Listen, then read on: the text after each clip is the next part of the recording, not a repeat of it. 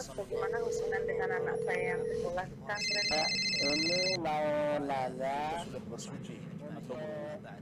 Terima kasih Kemudian Bapak. disebutkan wudunya batal. Wudunya batal. Assalamualaikum warahmatullahi wabarakatuh. Alhamdulillah wassalatu wassalamu ala Rasulillah wa ala alihi wa sahbihi wa mawalah amma ba'd. Para pemirsa Fatwa TV dan pendengar radio dimanapun Anda berada, apa kabar semuanya? Dan tentunya kami harapkan para pemirsa selalu dalam keadaan baik, selalu dalam lindungan Allah Subhanahu wa taala. Alhamdulillah. Senang sekali kembali kami menyapa Anda dalam program live interaktif keimanan, doa dan zikir. Masih bersama guru kita Ustadz Dr. Muhammad Nur Ihsan Hafizahullah Ta'ala, yang beliau ini merupakan salah satu dari anggota Dewan Fatwa Perhimpunan Al-Irsyad. Kemudian salat dan salam tak lupa selalu kita curahkan kepada suri tauladan kita, Rasul tercinta Nabi Muhammad sallallahu alaihi wasallam, juga kepada keluarga beliau, para sahabat dan orang-orang yang mengikuti beliau dengan baik hingga hari kiamat. Dan alhamdulillah pemirsa, Ustadz sudah hadir bersama kita di studio. Kita sapa beliau terlebih dahulu. Assalamualaikum Ustadz. Waalaikumsalam warahmatullahi wabarakatuh. Gimana kabarnya Ustadz? Alhamdulillah. Baik Ustadz ya. Barakallahu fiikum. Masya Allah. Semoga Ustadz dan keluarga sudah dalam keadaan baik Ustadz. Allahumma amin ya. Semoga Ya. juga para pemirsa dan antum Amin, dan amin. serta para pendengar Amin. di mana saja berada dalam keadaan sehat walafiat. Jazakumullah khairan Ustadz. Wa barakallahu fikum atas kehadirannya di studio Ustadz. Waalaikum barak. Masya Allah, barakallahu fikum.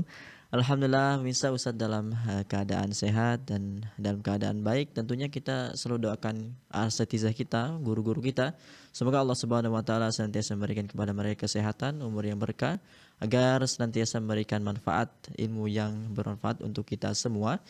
Pemirsa, kita juga informasikan live interaktif kita pada kesempatan kali ini juga disiarkan oleh beberapa stasiun radio.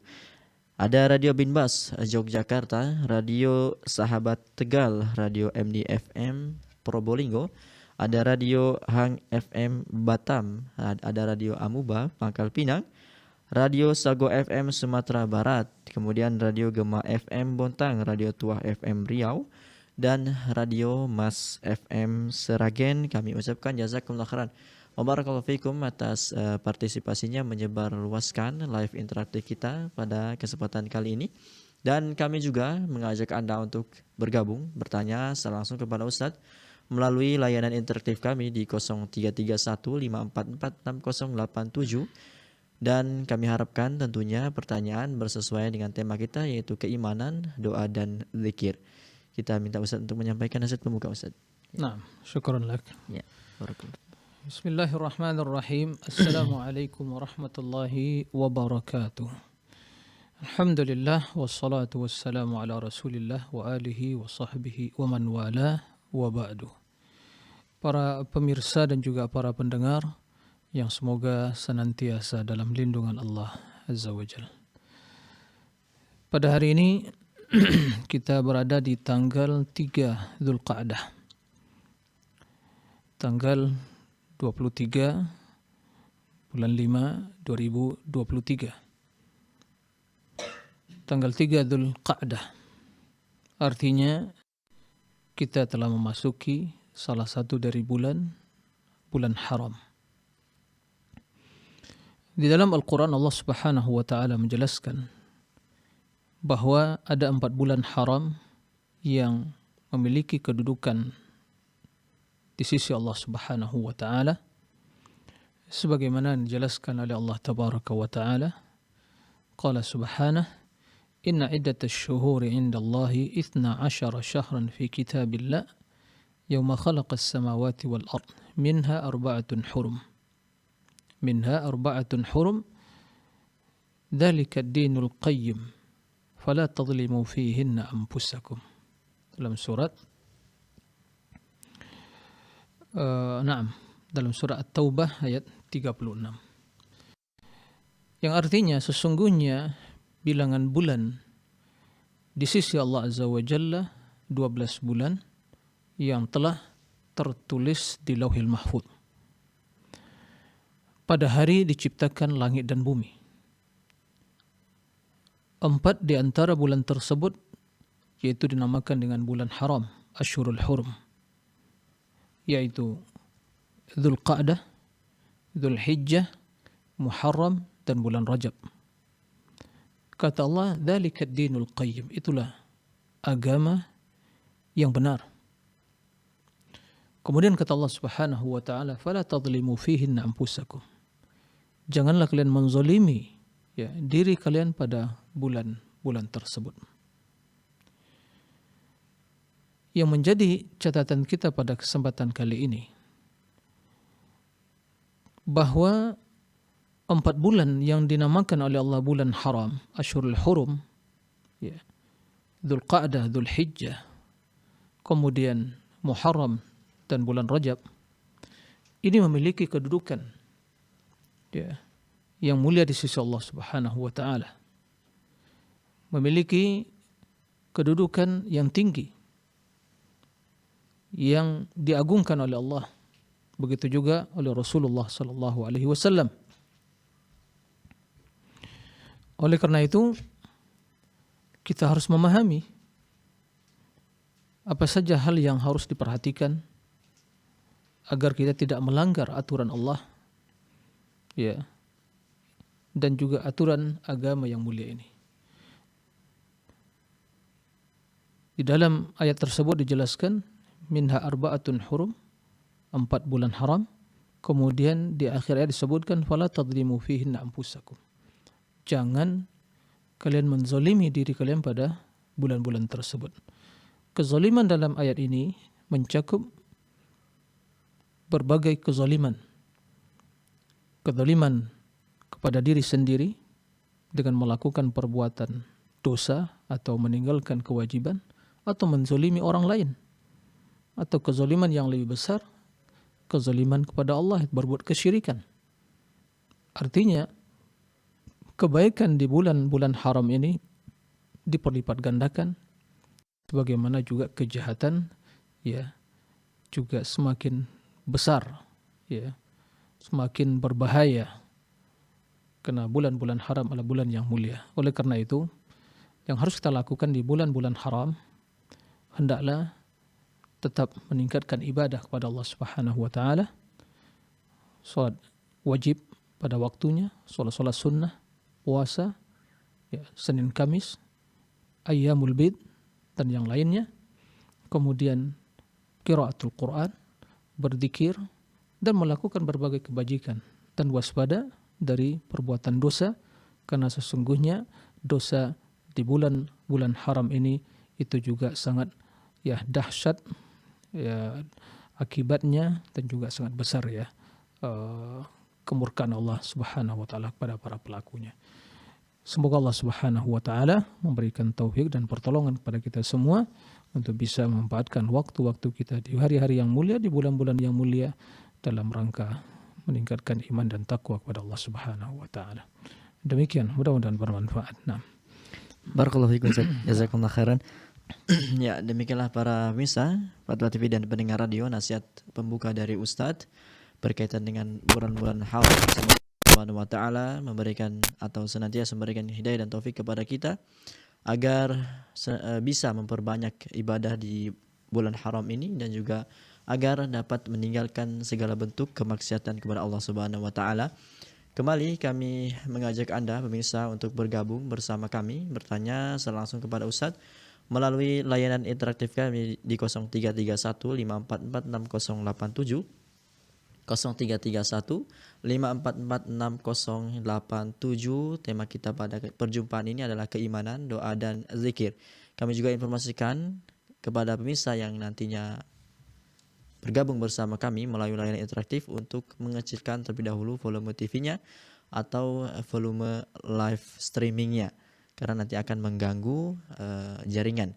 Ya, demikianlah kita bacakan Ustaz pertanyaan yang sudah masuk kepada kita dari Ahmad Ilyas di Jakarta Timur. Assalamualaikum warahmatullahi wabarakatuh Ustaz. Izin bertanya Ustaz, saat sholat jahar setelah baca surat Al-Fatihah, imam berhenti beberapa saat kemudian membaca surat. Pada saat berhenti itu apa yang sebaiknya dilakukan makmum? Karena untuk baca surat Al-Fatihah tidak cukup waktu dan diam pun tidak nyaman atau tidak fokus. Bagaimana Ustaz?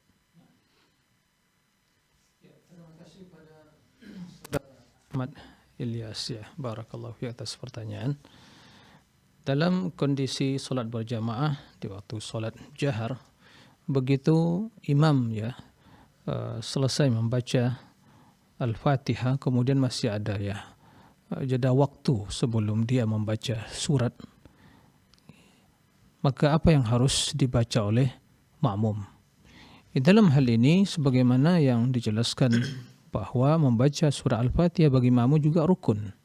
Ya.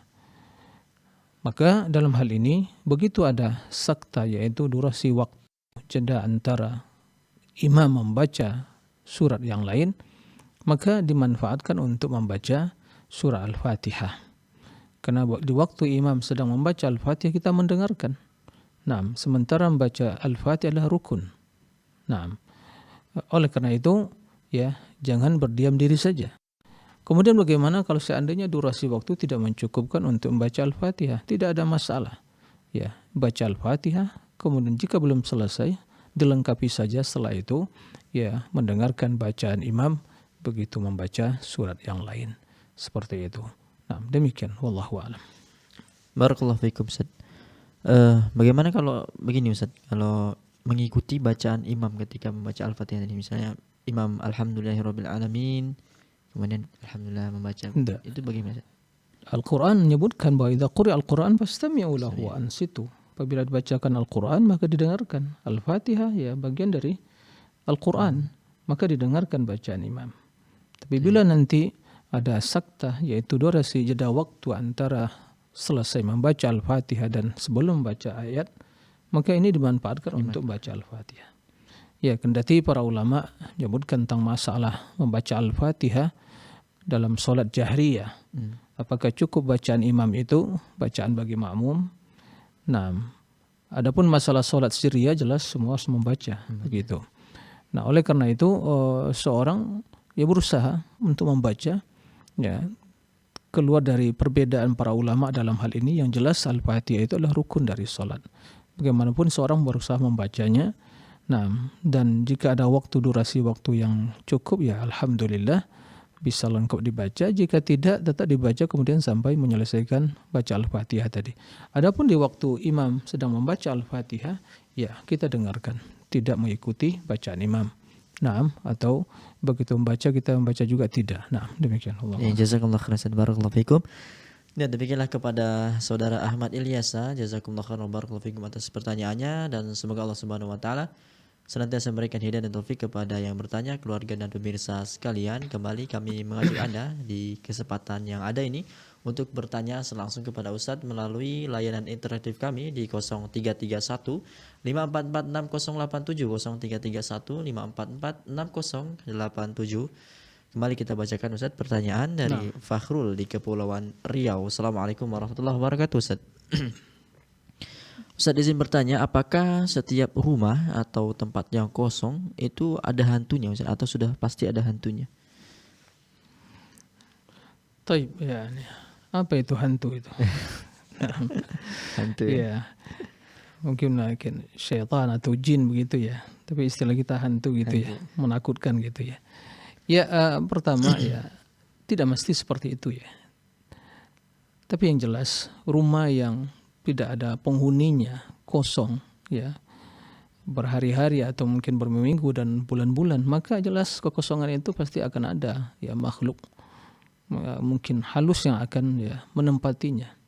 Begitu. Oleh karena itu ya bahkan dijelaskan sebagian para ulama, jika seorang yang membangun rumah, cukuplah membangun rumah untuk keperluan dia dan kebutuhan dia. Jika seandainya ada kamar-kamar yang kosong tidak dimanfaatkan, maka di sini ya sebagian dijelaskan sebagian ulama bahwa kemungkinan besar bisa dihuni oleh makhluk yang halus, tidak bisa ya yang dilihat.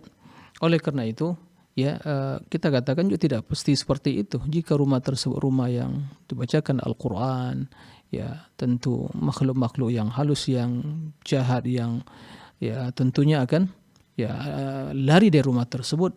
Adapun jin yang baik ya, karena jin ada yang soleh, ada yang baik, maka dia juga mendengar bacaan Quran ya, dia tidak mengganggu.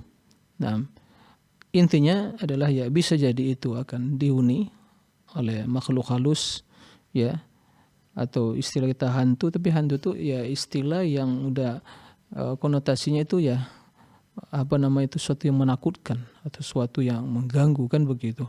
Tapi intinya dijelaskan oleh para ulama bahwa bila seorang ingin bangun rumah, cukuplah untuk kebutuhan dia dan keluarga dan anaknya. Adapun ruangan-ruangan yang tersisa itu yang tidak ada penghuninya, bisa dia akan dihuni oleh makhluk selain kita. Nah, demikian wallahu a'lam. Jazakallahu khairan, barakallahu fikum. Ya, demikianlah kepada Fakhrul di Kepulauan Riau. Jazakallahu khairan barakallahu fikum atas pertanyaannya. Semoga Allah Subhanahu wa taala senantiasa memberikan hidayah dan taufik kepada yang bertanya, keluarga dan pemirsa sekalian. Dan kembali kami mengajak Anda untuk bergabung bersama kami, bertanya langsung kepada Ustadz melalui layanan interaktif kami di 0331544687. 0331544687. Doa dan zikir. Kembali Ustaz, kita bacakan Ustaz pertanyaan. Ya. Ada dari Nurdin ini di Makassar. Assalamualaikum warahmatullahi wabarakatuh Ustaz. Ustaz, izin bertanya, kenapa ada orang yang berilmu akan tetapi tidak mengamalkan ilmunya, kemudian dinisbatkan seperti orang Yahudi? Sedangkan kenapa ada orang yang rajin beribadah akan tetapi tidak didasari dengan ilmu, dinisbatkan sebagai orang Nasrani Ustaz? Ya, terima kasih atas pertanyaan saudara Nurdin di Makassar ya. Barakallahu fiik. Di dalam surat Al-Fatihah Allah Subhanahu wa taala menjelaskan 3 kelompok manusia, golongan manusia. Yang pertama orang yang beriman, ya, orang yang berilmu dan beramal. Yang kedua orang yang hanya berilmu tapi tidak beramal, dan yang ketiga orang yang beramal tapi tidak berilmu. Ya. Siratal ladzina an'amta 'alaihim, ya, siratal ladzina an'amta 'alaihim. Ini jalan orang yang mendapatkan nikmat, yaitu yang mereka memiliki ilmu dan beramal. Naam.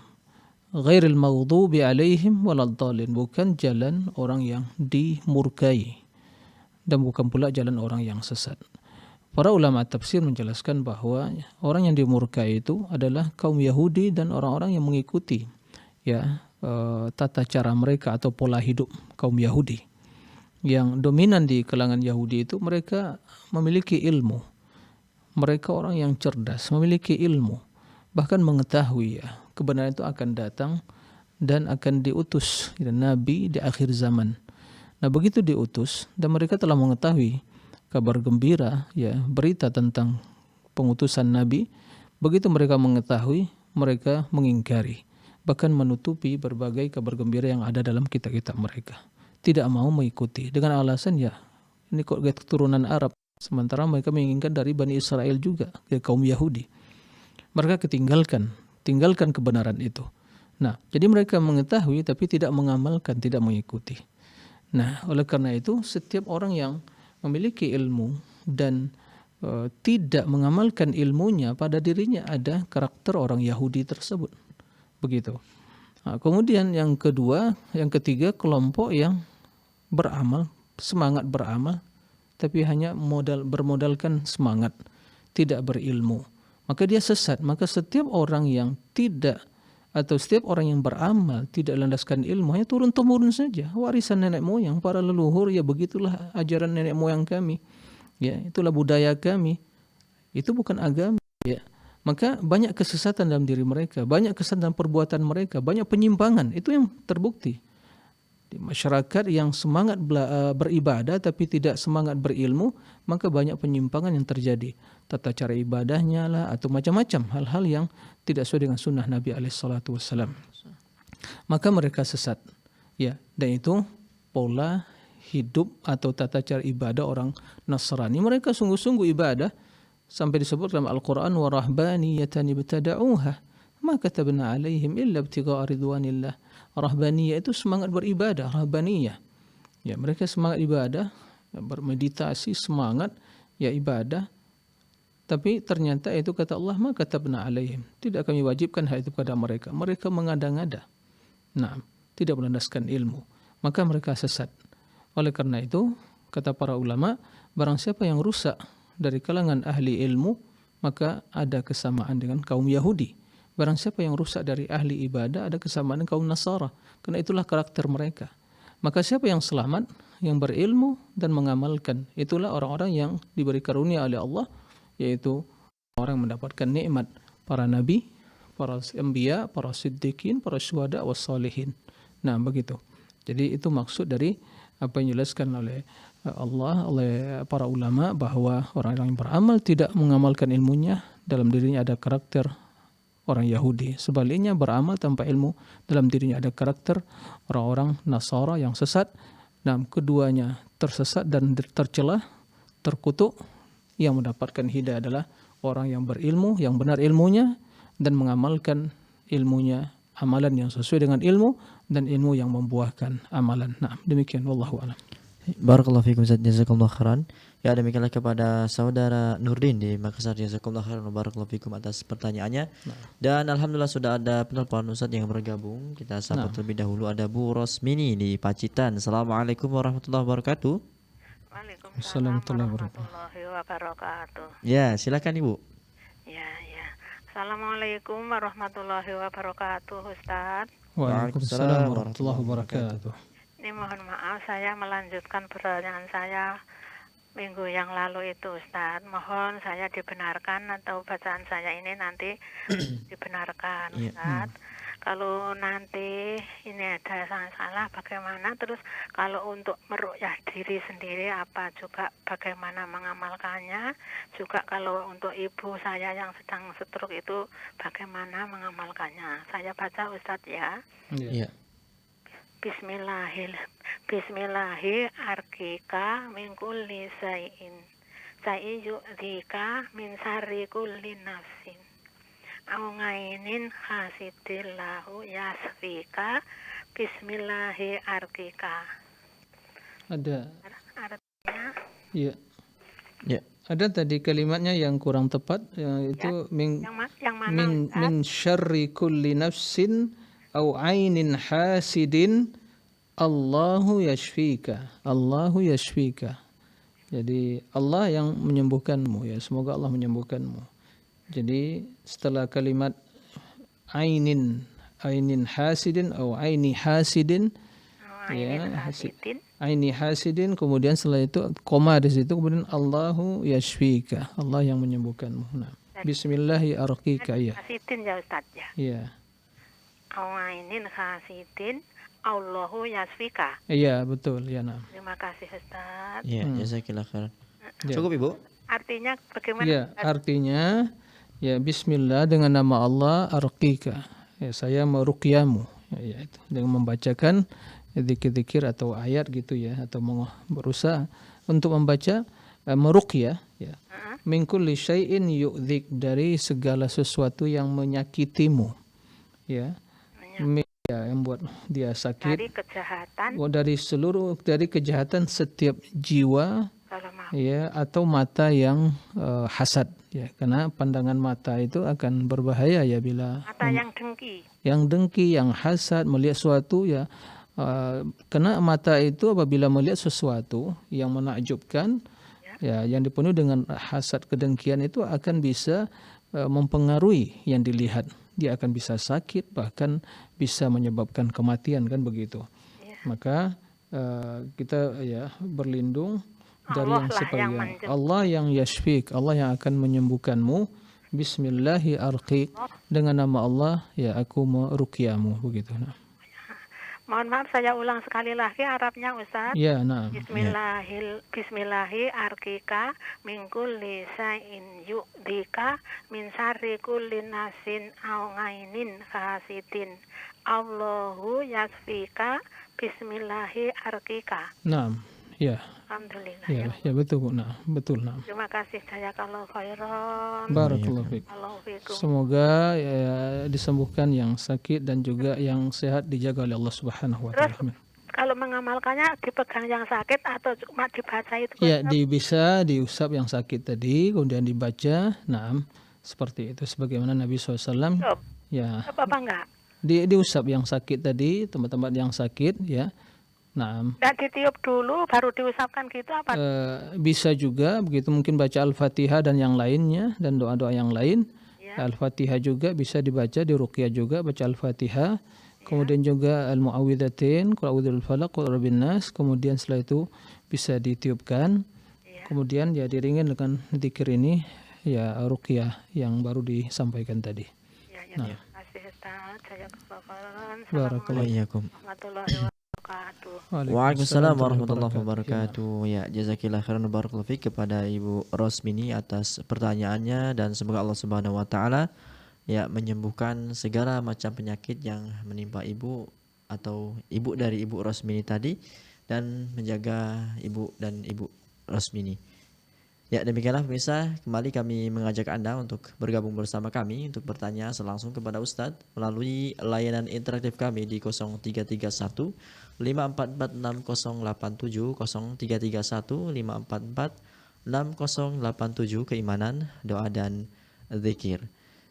Kembali Ustadz, kita bacakan pertanyaan dari Yusuf Ibnu Idris di Makassar juga ini. Ustadz, Assalamualaikum warahmatullahi wabarakatuh. Izin bertanya, bagaimana tips menangani kecanduan bermain game atau gadget, Ustaz? Terima kasih ya, barakallahu fiik. Ini permasalahan yang banyak kita hadapi di zaman sekarang ini. Ya, terutama bagi anak-anak, bahkan kaum muda ya. Bahkan orang tua pun juga ya jadi korban. Jadi media atau gadget dan juga berbagai ya media sosial zaman sekarang atau berbagai aplikasi yang tujuannya intinya adalah bagaimana menjauhkan orang-orang dari, menjauhkan khususnya orang yang beriman dari Allah, akhirat, melalaikan mereka. Jadi sesungguhnya hal itu adalah untuk melalaikan, menyia-nyiakan waktu, menghabiskan waktu. Nah, bagaimana untuk pertama menangani kecanduan tersebut? Ya, harus ada kesadaran. Jika orang tua mengingatkan anaknya bagaimana bahaya dari kecanduan, dan terbukti secara medis betapa banyak orang-orang yang ya sakit, bisa mempengaruhi otak, kejiwaan, psikologisnya, macam-macam ya, akan ya, disebabkan kecanduan main game, gadget juga seperti itu. Terjadi bagaimana sinar dari apa yang muncul dari media sosial atau mungkin dari gadget tersebut bisa mempengaruhi mata dan yang lainnya, dan menghilangkan konsentrasi, membuat seorang ya mempengaruhi otaknya. Jadi memang diberikan kesadaran, harus ada kesadaran, menanamkan kesadaran pada anak-anak ya. Ada sebentuk apa namanya itu, penjelasan tentang bahaya ya penggunaan tersebut, dan harus bijak dalam menggunakan. Kemudian jika anak tersebut sudah bisa untuk memahami dan bisa mulai menyadari hal-hal yang bermanfaat bagi atau yang tidak bermanfaat, maka ditanamkan dalam diri anak bagaimana pentingnya waktu. Ya, waktu itulah umur kita. Bila waktu disia-siakan maka akan merugi seseorang. Jadi intinya bahwa seorang mukmin hendaklah menggunakan waktu untuk yang baik di dunia atau akhirat, dan menyia-nyiakan waktu adalah hal yang sangat merugi. Bahkan itu adalah ya, sumber pertama kegagalan ya seseorang. Kita melihat orang yang sukses itu seperti orang yang betul-betul bisa memanfaatkan waktunya, baik dalam urusan dunia apalagi akhirat.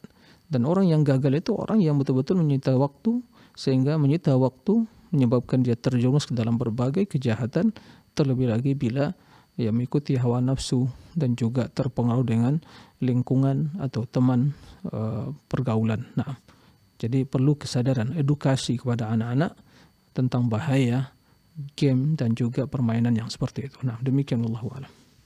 Jazakumullah khairan Ustaz. Ya, demikianlah kepada saudara Yusuf Ibnu Idris. Jazakumullah khairan wa barakallahu fikum atas pertanyaannya. Dan alhamdulillah sudah ada penelpon yang bergabung, Ustaz. Kita sapa terlebih dahulu. Ada Bapak hamba Allah di Riau. Assalamualaikum warahmatullahi wabarakatuh. Waalaikumsalam warahmatullahi wabarakatuh. Ya, silakan Bapak pertanyaannya. Assalamualaikum warahmatullahi wabarakatuh, Pak Ustadz. Waalaikumsalam warahmatullahi wabarakatuh. Mengenai kita masuk melalui dari belakang rumah Ustadz? Apakah dilarang, apa hukumnya haram, apa bagaimana Pak Ustadz? Iya. Cukup, Bapak? Iya, syukran jazakallahu khairan. Assalamualaikum. Waalaikumsalam. Assalamualaikum warahmatullahi wabarakatuh. Silakan Ustaz. Ya, terima kasih ya kepada Bapak hamba Allah di Riau ya. Pertanyaannya ya, masuk rumah dari pintu belakang gitu ya. Ya sebenarnya ini hal yang fleksibel saja ya. Bahwa bila mungkin kita datang dari arah depan ya bisa masuk dari depan. Kalau seandainya ada kebutuhan dari belakang masuk dari pintu belakang. Jadi itu hal yang fleksibel saja, hal yang mungkin tidak perlu ada aturan khusus ya. Kecuali kalau diyakini ya, maka itu tetap jelas itu berkaitan dengan keyakinan bahwa kalau seandainya masuk dari pintu belakang akan kualat atau yang lain-lain, tidak seperti itu ya. Memang pintu ya ada di bagian belakang, ada bagian depan. Tapi biasanya begitu orang masuk rumah, maka dia melalui pintu depan begitu. Jadi intinya ya jangan memaksakan diri atau melakukan sesuatu yang pada dasarnya itu hal yang boleh-boleh saja karena masuk rumah. Mungkin dari samping pun ya.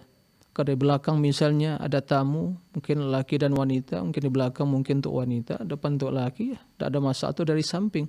Jadi ini permasalahan yang fleksibel saja. Hal yang berkaitan dengan urusan dunia, kecuali kalau tidak diyakini misalnya kalau dari depan begini bingkung utamaannya, dari belakang berarti akan begini, itu tidak boleh seperti itu. Nah, jadi fleksibel saja Pak dalam hal ini. Nah, mau di belakang, masuk dari belakang, ya alhamdulillah.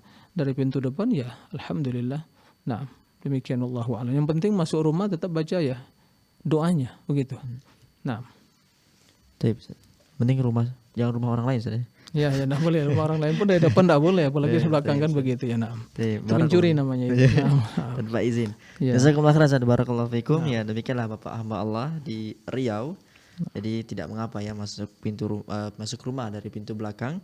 Barakallahu fikum atas pertanyaannya. Semoga Allah Subhanahu wa taala senantiasa memberikan hidayah dan taufik kepada Bapak, keluarga dan pemirsa sekalian. Dan kembali kami mengajak Anda untuk bergabung bersama kami. Bertanya selangsung kepada Ustadz melalui layanan interaktif kami di 0331 544 6087 0331 544 6087. Ya, sedikit menyambung yang tadi Ustadz, yang masuk rumah tadi Ustadz. Ya, mungkin adakah doa-doa khusus atau adab-adab masuk rumah itu Ustadz, bagaimana Ustadz? Ya jelas Doanya. masuk rumah jelas ya kita baca Bismillah kan begitu ya. Kalau keluar jelas juga ya Bismillah tawakkaltu ala Allah wala haula wala quwwata illa billah kan begitu. Jadi masuk rumah Bismillah, melangkahkan kaki kanan ya, mengucapkan salam assalamualaikum kan begitu. Seperti itu. Masuk rumah ya dengan nyelonong begitu saja tidak ya. Mengucapkan salam. Nah, salam kepada penghuninya, kita bismillah kan begitu. Masuk. Nah, begitu yang diajarkan bagaimana tata cara masuk rumah. Nah, demikian Allah. Untuk mengucapkan salam itu walaupun rumahnya tidak ada penghuninya atau apakah harus tetap mengucapkan? Ya, salam. Kalau jika ya memang terbukti tidak ada penghuninya ya memang untuk apa kita salam? Memang salam untuk ada penghuninya begitu. Ya. Jadi begitu kita masuk rumah kemudian seperti ada dalam penghuninya kita ucapkan salam gitu. Tapi jika tidak ada maka cukup ucap bismillah. Nah. Barakallahu fikum Ustaz, jazakumullah khairan.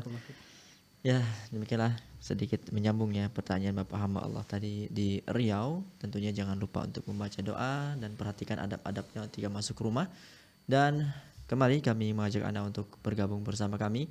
Pertanyaan selangsung melalui line interaktif kami di 0331 544 0331 544 6087 yang berkaitan dengan keimanan, doa dan zikir. Kita kembali Ustaz bacakan pertanyaan yang sudah masuk dari Muhammad Fitrah Ramadan. Assalamualaikum warahmatullahi wabarakatuh Ustaz. Nah. Ustaz, mohon dibagi kiat-kiat istiqomah di usia muda Ustaz, di tengah gempuran syahwat dan subhat ini Ustaz. Nah, ya. Ya, terima kasih kepada saudara Muhammad Fitrah ya. Barakallahu fiik atas pertanyaannya. Ini pertanyaan sangat bagus sekali ya. Bukan ya usia muda saja, semua kita membutuhkan ya keistiqomahan tadi. Karena di zaman sekarang ini gempuran syahwat dan syubhat itu ya sungguh ya menggempur semua lapisan masyarakat, yang anak muda, yang tua, ya apalagi dengan berbagai media zaman sekarang ini untuk mengakses, membaca berbagai informasi, mendapatkan data, berbagai hal. Ya, yang intinya banyak di sana syubhat, banyak syahwat. Nah, maka perjuangan untuk istiqomah di zaman sekarang ini, dan kita hidup di dunia ini di dua alam, alam nyata dan alam maya, maka ekstra, betul-betul ekstra ya bersungguh-sungguh. Yang pertama tentunya giat untuk istiqamah, tentunya memohon kepada Allah Azza wa Jalla, berdoa. Karena sumber istiqamah itu adalah hati. Bila hati istiqamah di atas ketaatan, di atas tauhid, di atas cinta kepada Allah, keimanan, maka itu akan mewarnai perilaku dan anggota badannya.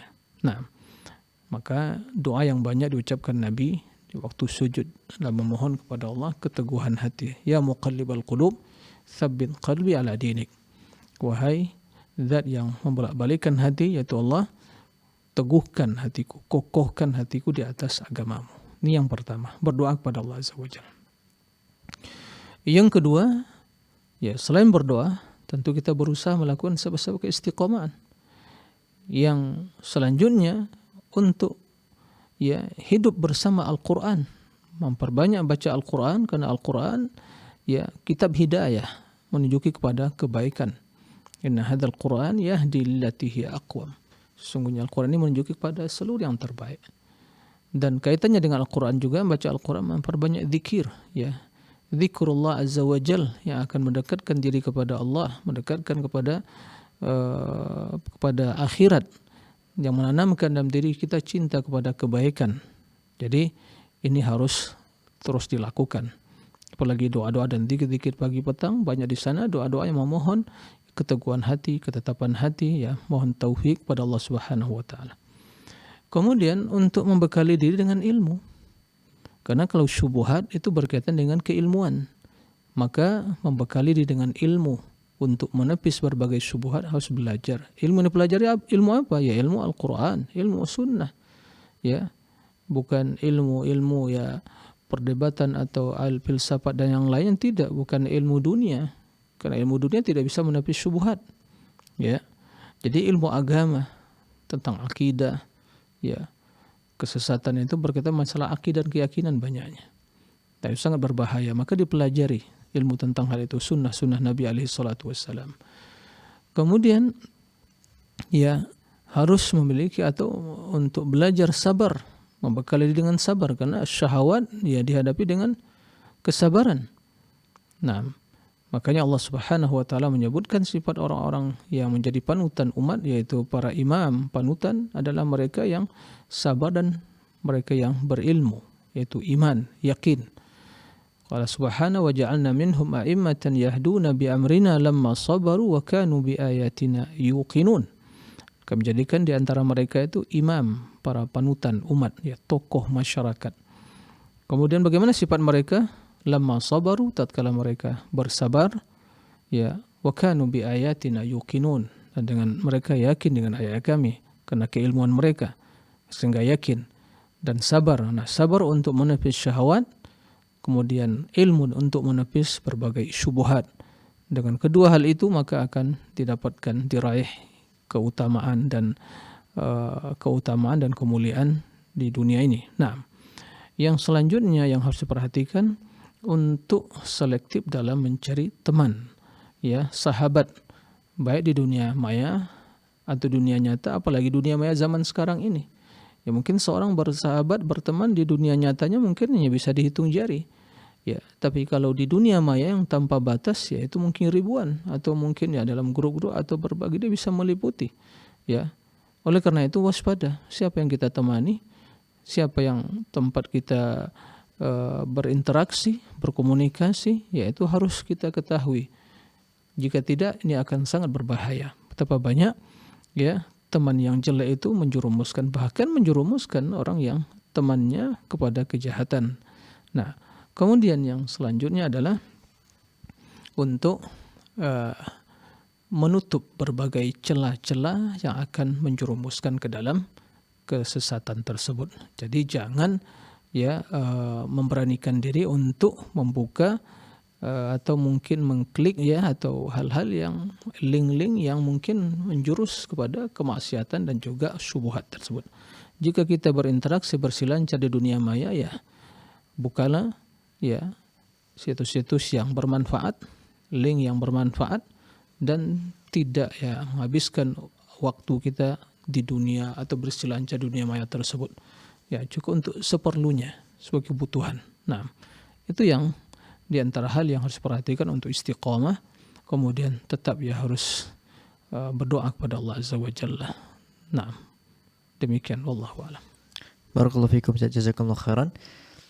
Demikianlah saudara Muhammad Fitrah Ramadan, jazakumullah khairan, barakallahu fikum atas pertanyaannya, Masya Allah.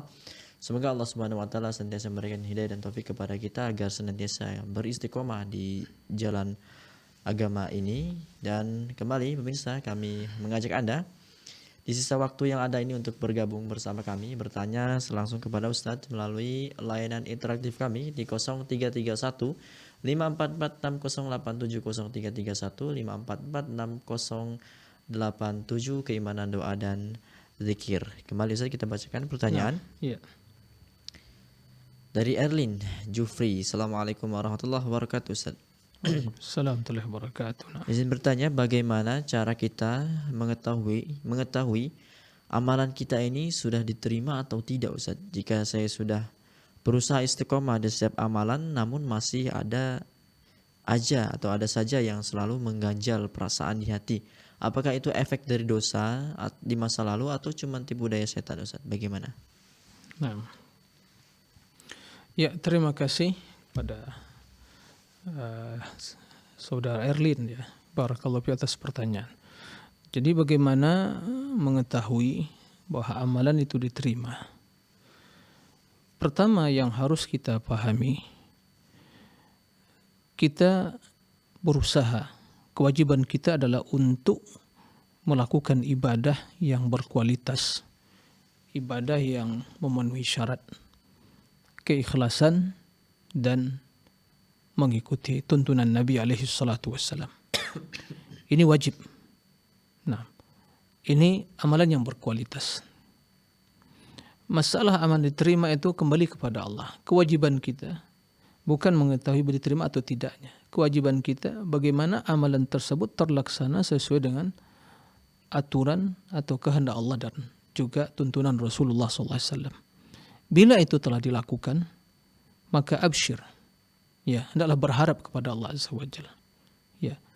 Karena Allah telah menjanjikan barang siapa yang amalannya ikhlas, diterima oleh Allah Subhanahu wa taala.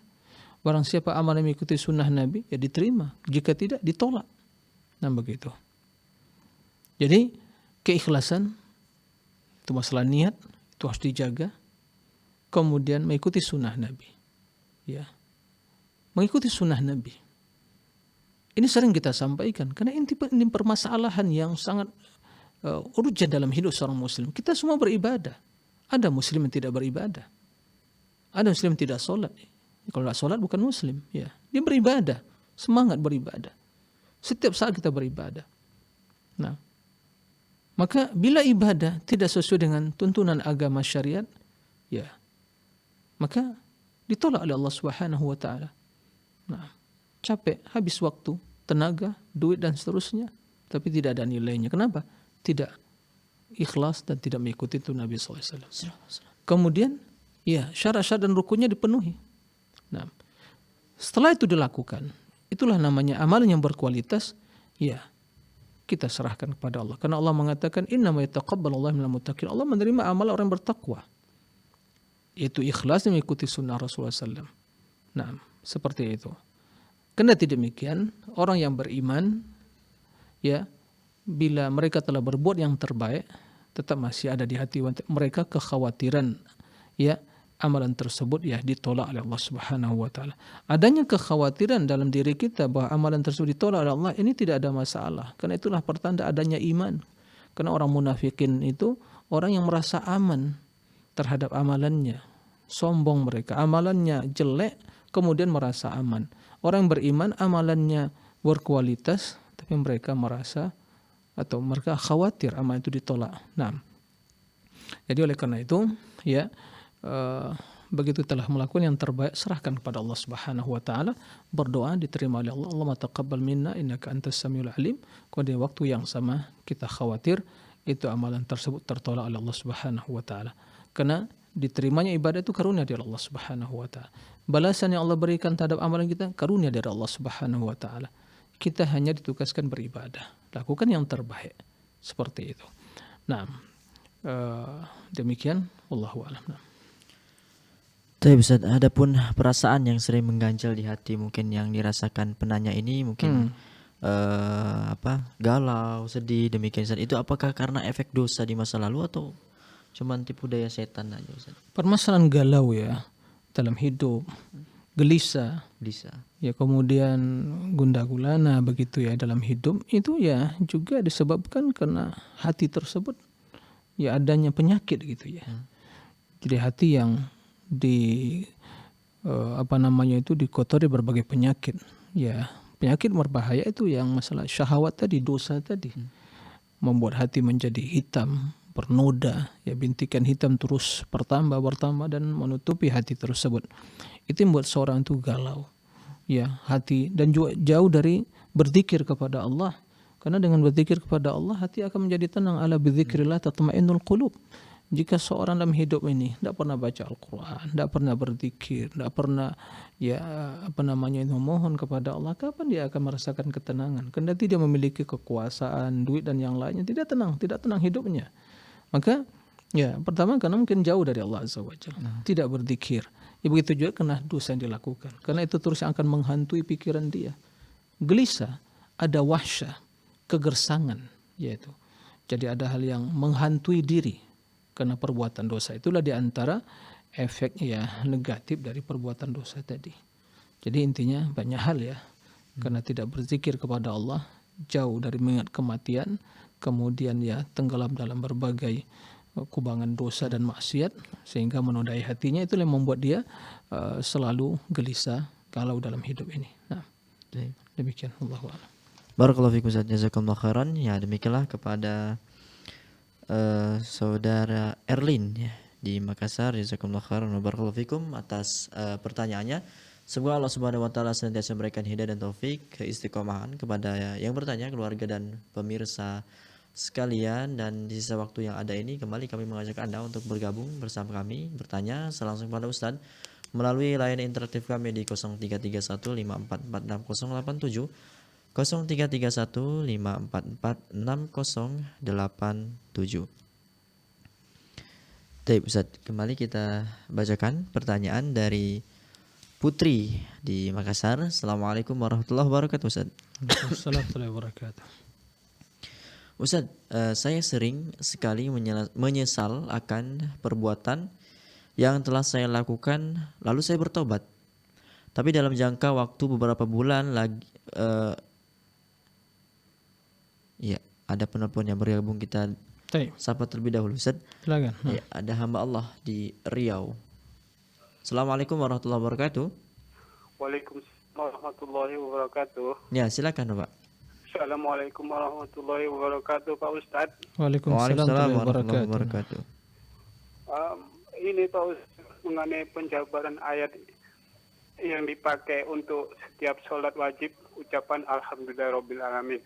Ucapan mukminin dan mukminat itu pujian mereka, subhanallah, penghormatan mereka, assalamualaikum warahmatullahi, dan penutup akhir mereka adalah alhamdulillahirabbil alamin. Apakah itu termasuk kaitan dengan sholat akhir, penutup sholat Pak Ustadz? Sering diucapkan alhamdulillahirabbil alamin. Sebentar Pak, belum paham saya maksud pertanyaan. Maksud apa, ayat apa yang maksudnya nih? Ucapan apa? Ayat apa Pak? Kurang paham. Ucapan mukminin dan mukminat itu, mukminin wal mukminat, ya. Pujian mereka adalah Ini dibaca setelah sholat apa bagaimana Pak? pujian mereka pakai dalil gitu Pak Ustadz. Jadi ucapan minat itu pujian mereka alhamdulillahirabbil alamin. Subhanallah. Salam mereka assalamualaikum warahmatullahi wabarakatuh. Penutup mereka alhamdulillahirabbil alamin. Dikaitkan dengan pengucapan akhir sholat assalamualaikum warahmatullahi wabarakatuh. Assalamualaikum warahmatullahi wabarakatuh. Alhamdulillahirabbil alamin. Nah, itu Ya. ada kaitannya dengan Oh, iya. Ya, oke. Ya, cukup dipahami Ustaz ya. Taib. Ya, cukup Bapak. ya cukup. Assalamualaikum warahmatullahi wabarakatuh. Waalaikumsalam warahmatullahi wabarakatuh. Silakan Ustaz. Ya. Terima kasih pada hamba Allah Bapak yang bertanya di Riau ya. Barakallahu fiik. Salat adalah ibadah yang telah ada ketentuannya, jelas aturannya, bacaan-bacaannya. Jadi awalnya dimulai dengan takbir, kemudian ada bacaan-bacaan, ya, kemudian setelah itu diakhiri dengan ya salam, seperti itu. Ya, mengucapkan ke kanan dan ke kiri. Ya. Kemudian setelah itu ada zikir, Astaghfirullahaladzim, dan zikir-zikir yang lainnya. Nah, begitu yang didapatkan dalam tuntunan Nabi SAW. Adapun dengan bacaan-bacaan tadi, kemudian dikaitkan dengan ayat itu tidak ada dalilnya sama sekali. Nah, betul, ucapan orang beriman, mereka banjurkan Alhamdulillah. Ya. Kemudian mereka ya adalah orang-orang yang banyak memuji Allah, ucapkan Alhamdulillah, ya. Kemudian tidak diragukan kedudukan orang beriman, mukminin dan mukminat ya. Tapi bukan berarti begitu solat kemudian ya ucap assalamualaikum alhamdulillah, tidak seperti itu, karena tidak didapatkan ya di dalam sifat solat Nabi itu begitu beliau mengucapkan assalamualaikum warahmatullahi ke kanan, kemudian assalamualaikum ke kiri, kemudian ya dibaca alhamdulillah dan yang lainnya. Yang didapatkan ucapan yang pertama dia ucapkan setelah mengucapkan salam tadi, beliau yastaghfirullah thalathan, istighfar kepada Allah 3 kali dengan mengucapkan astaghfirullah, astaghfirullah, astaghfirullah. Adapun alhamdulillah tadi ya di antara zikir diucapkan 33 kali, di antaranya alhamdulillah 3 kali, Allahu akbar 3 kali, kemudian sebelumnya subhanallah 33 kali. Itu yang ada. Jadi jangan ya dicocok-cocokkan atau ya begitu ya, tidak boleh seperti itu. Nah, jadi tidak ada dalilnya sama sekali menjelaskan seperti itu. Nah, demikian Allahu a'lam. Barakallahu fikum saja, jazakumullah khairan. Ya, demikianlah jazakumullah khairan wa barakallahu fikum kepada Bapak hamba Allah di Riau atas pertanyaannya. Kembali kita sapa penelpon Ustaz. Nah, Ya, ada Pak Mukhlis di Madiun. Assalamualaikum warahmatullahi wabarakatuh. Waalaikumsalam warahmatullahi wabarakatuh. Ya, silakan Pak Mukhlis. Saya mau tanya itu mengenai sembahyang witir, apakah Ya. disertai dengan tahajud, apa boleh witir saja? Ya. Terima kasih. Assalamualaikum. Waalaikumsalam warahmatullahi wabarakatuh. wabarakatuh. Silakan Ustaz. ya, terima kasih kepada Pak Mukhlis di Madiun, barakallahu fiik. Para pemirsa dan para pendengar rahimakumullah. Perlu pertama dipahami terlebih dahulu istilah witir. Jadi kalau kita melihat bahwa sholat malam itu karena jumlahnya ganjil, baik itu mungkin 3 rakaat atau 5 rakaat atau 7 rakaat ya, atau 11 rakaat, ya kalau Nabi memang tidak lebih dari 11 rakaat. Nah, tatkala jumlah sholat malam itu dinamakan jumlahnya witir itu ganjil, maka secara keseluruhan sholat malam itu makan witir. Nah, seperti itu. Maka tahajud yang dilakukan seseorang, tahajud ya dia bangun di malam hari 2 rakaat tahajud. Kemudian setelah itu dia akhiri dengan 1 rakaat. Maka jumlahnya menjadi witir, ganjil. Maka secara keseluruhan solat tersebut namakan witir karena ganjil. Kalaupun dikhususkan dengan 1 rakaat ganjil ya tidak ada masalah. Seperti kebiasaan kita solat, misalnya solat tarawih 2 rakaat, 2 rakaat, 2 sampai ya, kemudian 8 rakaat, kemudian witir 3 rakaat, 2 salam atau 1 salam, atau yang mungkin yang 20 rakaat nanti witir 1 salam atau 2 salam 3 rakaat. Jadi intinya sholat malam dilakukan dengan jumlahnya diakhiri dengan witir tadi, maka itu dinamakan witir. Atau sholat yang juga sebelum mungkin tidur ya dia sholat witir dulu, artinya ganjil 3 rakaat karena khawatir tidak bisa bangun, maka dinamakan witir. Tapi seperti yang disampaikan tadi, semua atau dengan jumlah ganjilnya sholat malam tadi, maka secara keseluruhan dinamakan sholat witir. Yaitu masalah istilah ya. Tapi lebih lihat di kalangan kita, witir itu ya mengakhiri sholat malam tadi dengan jumlah yang ganjil tadi. Nah, demikian Allahu a'lam. Barakallahu fikum Ustaz. Jazakumullah khairan. Ya, demikianlah kepada Bapak Mukhlis. Jazakumullah khairan barakallahu fik atas pertanyaannya. Semoga Allah Subhanahu wa taala senantiasa memberikan hidayah dan taufik kepada Bapak, keluarga dan pemirsa sekalian. Dan alhamdulillah tadi ada pertanyaan terakhir kita Ustaz pada perjumpaan kali ini. Jazakumullah khairan barakallahu fikum atas waktu dan Ustaz. Wa antum kadzalik. Barakallahu fikum. Barakallahu fikum dan semoga di lain kesempatan kembali kita bisa berjumpa biidznillah. Biidznillah. Ya, barakallahu fikum. Demikianlah para pemirsa Fatwa TV dan pendengar radio, tadi adalah pertanyaan terakhir kita pada perjumpaan kali ini. Kami ucapkan mohon maaf kepada para penelpon yang mungkin tidak sempat kami angkat, atau kepada para penanya melalui website yang sempat kami bacakan.